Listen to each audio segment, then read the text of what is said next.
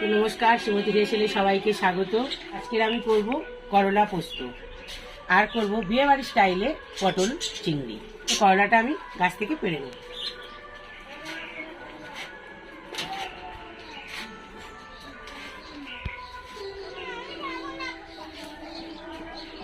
আমার ভিডিওটা প্রথম থেকে শেষ পর্যন্ত দেখবেন, স্কিপ না করে, আর আমার এই ক্ষুদ্র চ্যানেলটিকে সাবস্ক্রাইব করে দেবেন আর পাশে থাকা বেল আইকনটি চাপ দিয়ে অন করে দেবেন।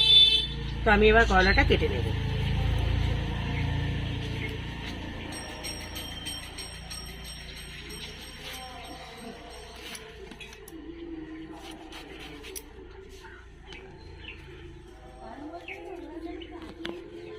আমি দানাটা ফেলে দেবো, একটু সরু সরু করে কেটে নেব। আপনারা চাইলে মোটা করেও কাটতে পারেন, তা আমি এভাবে লম্বা লম্বা করে সরু করে কেটে নেব।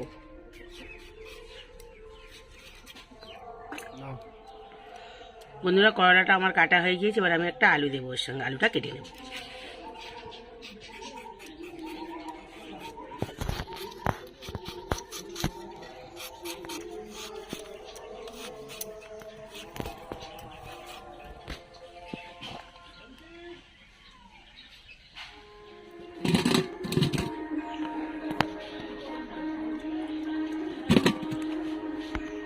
এবার আমি চিংড়িটাকে কেটে নেব।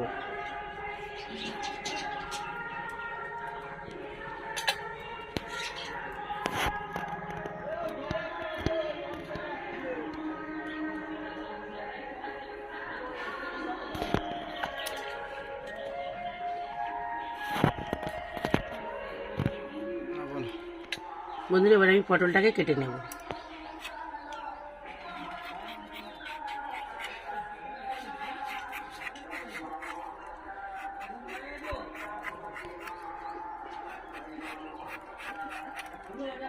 তো আমি পটলের গায়ে সামান্য একটু একটু করে ছাল রেখে দেব,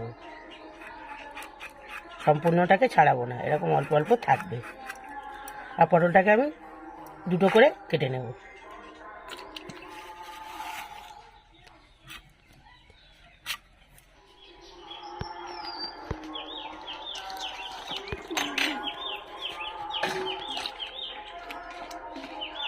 বন্ধুরা, আমাদের এখানে শীতলা পূজা হচ্ছে, তো আজ 3 দিন ধরে অনুষ্ঠান চলছে, তো মাইক চলছে।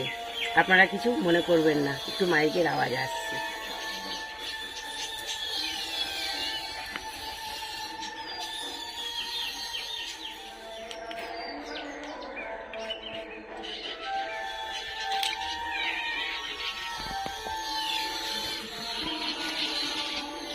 বন্ধুরা, এবার আমি মশলাগুলো বেটে নেব।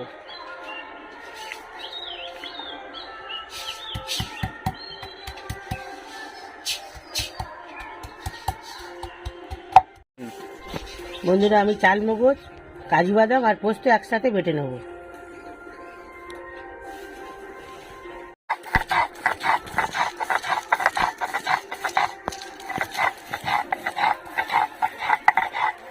কালকেও তো এরকম টাইমে চালালো।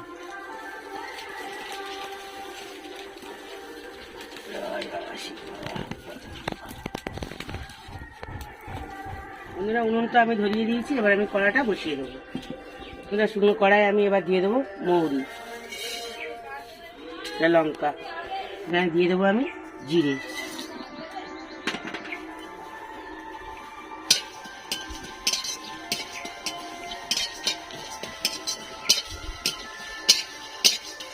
জিরে আর মৌরিটা আমার ভাজা হয়ে গেছে, এবার আমি নামিয়ে নেব। সুন্দর একটা গন্ধও বেরিয়ে গেছে।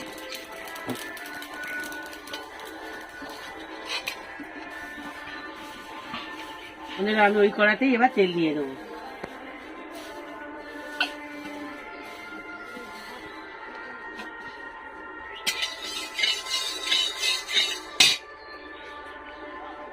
পটলগুলো আমি ভেজে নেব।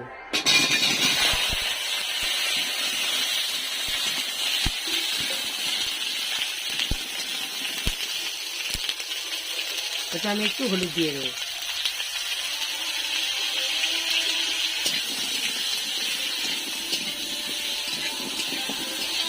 সামান্য একটু লবণ দিয়ে দেবো।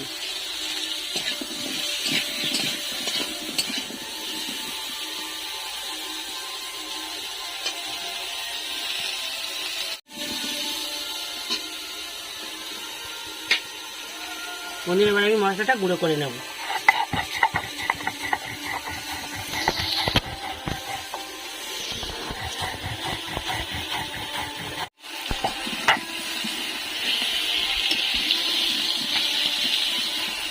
ভাজতে হবে, পটলটা নরম হয়ে যাবে।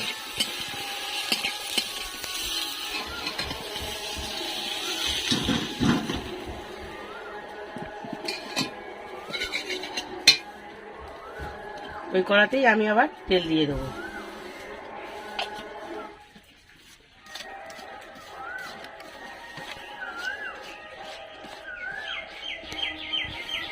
এবার আমি ওটাকে তেলের উপরে দিয়ে দেবো।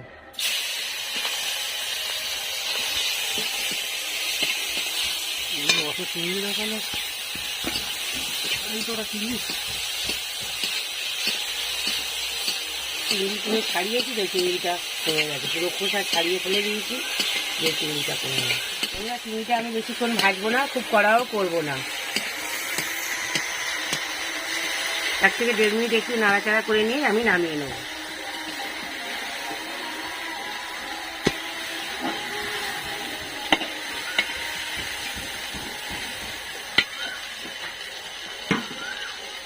আমি দিয়ে দেবো আবার তেল।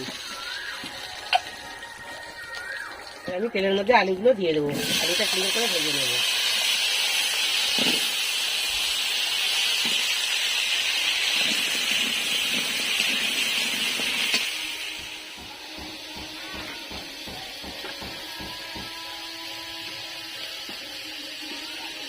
ভাজবো, তাতে একটু সামান্য হলুদ দিয়ে দিচ্ছি।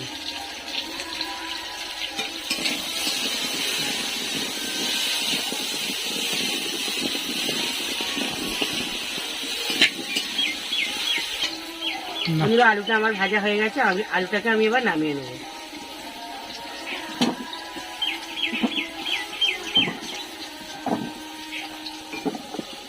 আমি এই আলুতেই মশলা দিয়ে দিতে পারতাম, কিন্তু যেহেতু আমি বিয়ে বাড়ির স্টাইলে করছি, তো তাই আমি ভাজা আলুটাকে তুলে নিলাম। আপনারা চাইলে এই আলুর মধ্যেই সমস্ত মশলা দিয়ে কষাতে পারেন। তো আমি দিয়ে দেবো একটু কালো জিরে। এবার আমি তেলের মধ্যে দিয়ে দেবো পেঁয়াজ।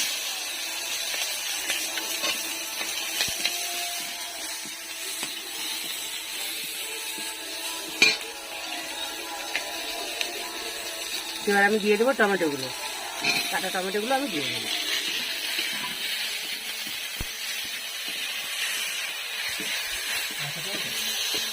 তো আমি টমেটো দিয়েছি, এবার আমি ওর মধ্যে লবণ দিয়ে দেবো।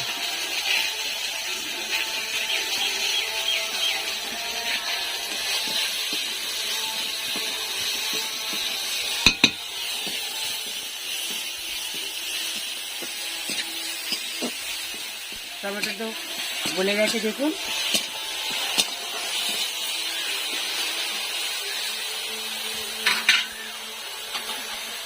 তো আমি ওর মধ্যে দিয়ে দেবো 1 টেবিল চামচ আদা বাটা।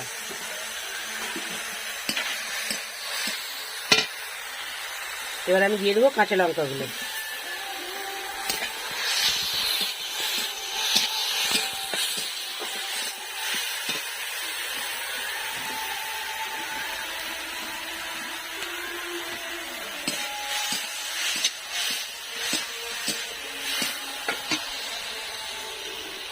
এবার আমি ওর মধ্যে দিয়ে দেবো একটু হলুদ।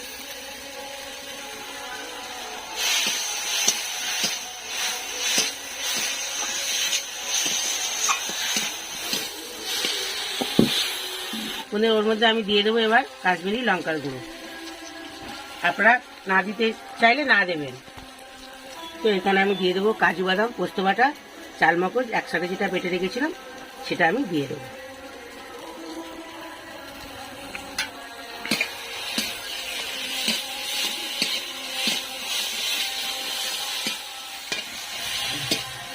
মশলাটা যাতে না কড়া গায়ে লেগে যায়, তার জন্য আমি দিয়ে দেবো একটু জল।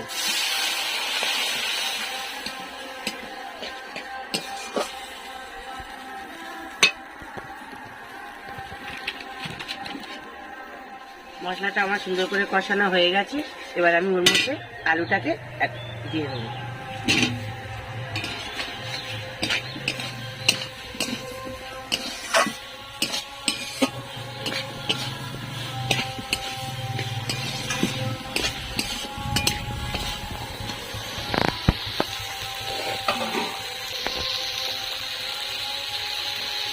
তো এবার আমি ওর মধ্যে দিয়ে দেবো পটল চিংড়িটা।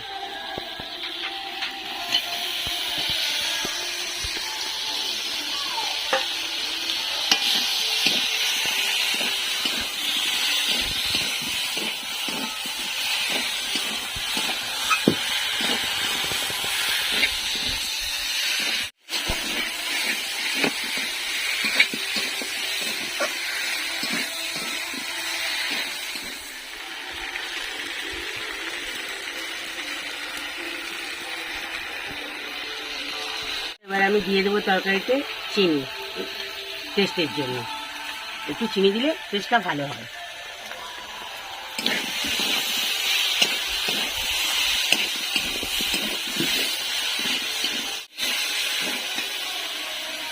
তরকারি আমার কষানো হয়ে গেছে।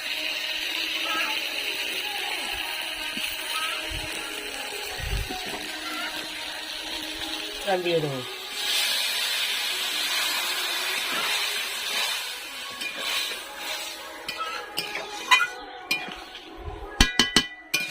আর একটু জল দেবো।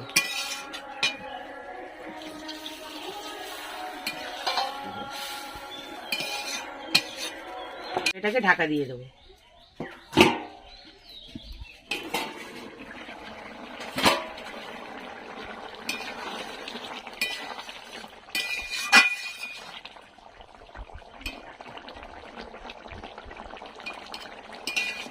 আলুও সিদ্ধ হয়ে গেছে। এবার আমি ভেজে রাখা মশলা ওর মধ্যে দিয়ে দেবো।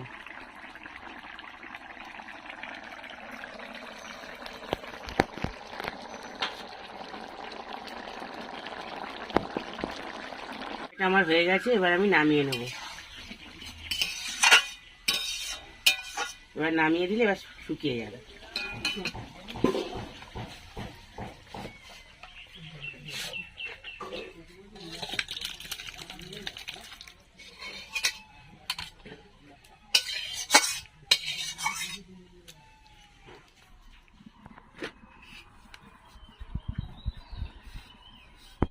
এবার আমি করলা পোস্ত করবো, তার জন্য কড়াই আমি দিয়ে দেবো তেল।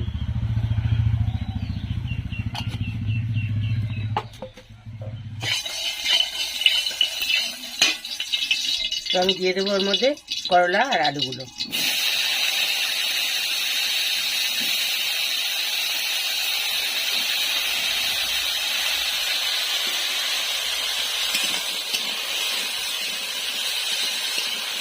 করলাটা আর আলুটা আমি ভেজে নেব।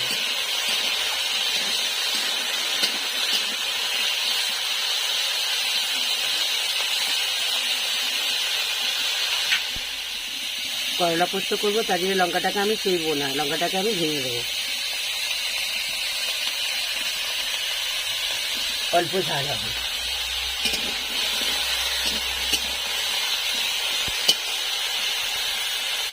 পরিমাণ মতো লবণ।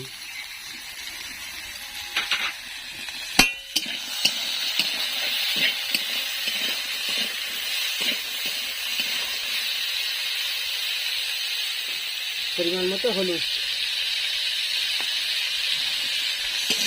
এবার আমি এটাকে ভালো করে একটু নাড়াচাড়া করে নিয়ে ঢাকা দেবো।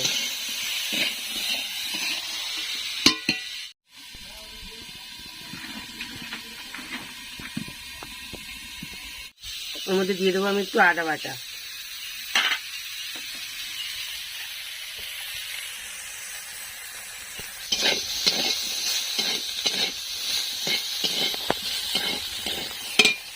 এবার আমি ওর মধ্যে দিয়ে দেবো পোস্ত বাটাটা।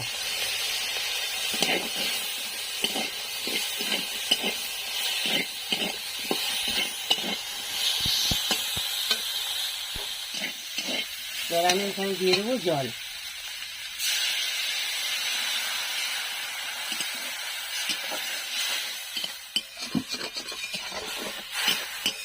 আমার করলা পোস্তটা একটু গামাকা গামাকা হবে, তাই আমি একটু বেশি করেই জল দিলাম।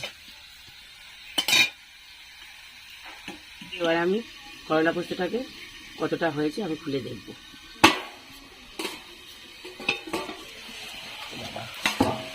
একদম হয়ে গেছে। একটু স্বাদের জন্য চিনি।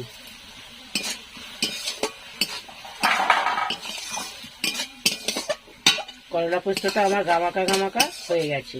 এবার আমি এটাকে নামিয়ে নেব।